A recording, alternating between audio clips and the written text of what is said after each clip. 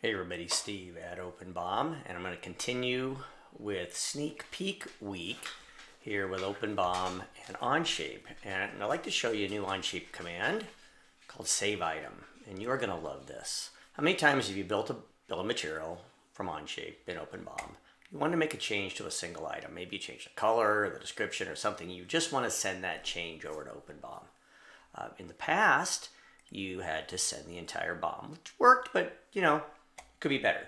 So there is a new flyout.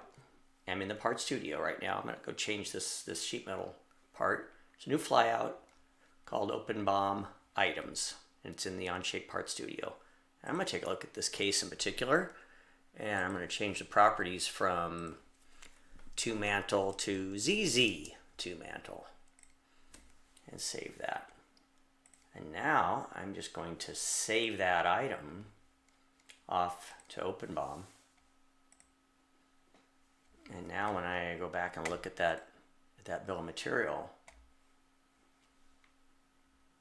right in the flyout, I see that there's the update. And that's the same for any other properties that you may change in Onshape. We'll change it OpenBOM like that. So that's the new OpenBOM for Onshape save item command. It's mid-March. It should be out in a week or two. I hope you enjoy that. Love to hear from you at support@openbom.com. Thanks.